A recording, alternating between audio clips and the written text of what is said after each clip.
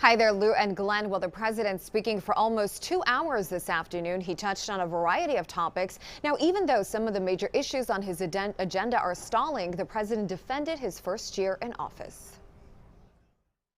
Well, good afternoon, everyone. President Biden commemorating his first year in office, opening his speech admitting it's been a challenging 12 months, but with some progress. Jumping right into job growth in the country, 6 million more jobs, he says, and nearly a 4% drop in unemployment, 40% of Americans making more money now versus last year. Thanks to the American Rescue Plan and other actions we've taken, we've seen record job creation, record economic growth in the past year. On the pandemic front, the president proudly saying 75% of American adults are now fully vaccinated.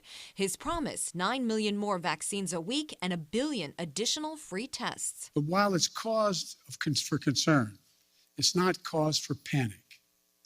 We've been doing everything we can, learning and adapting as fast as we can, and preparing for a future beyond the pandemic.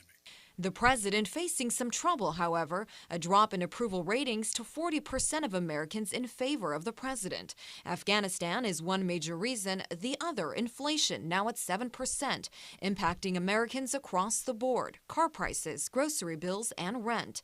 Tapping into the Federal Reserve is one solution, says the president. Given the strength of our economy and the pace of recent price increases, it's appropriate, as the federal Chairman Powell, the Fed Chairman Powell, has indicated, to recalibrate the support that is now necessary. President Biden promising lower costs to child care and prescription drugs through his Build Back Better agenda, despite a stall in the Senate. I'm confident we can get big chunks of the Build Back Better law signed into law. When asked about the supply chain issue, the president reassuring Americans there is no issue.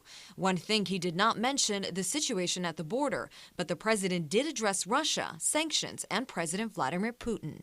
Do I think he'll test the West, test the United States and NATO as significantly as he can? Yes, I think he will.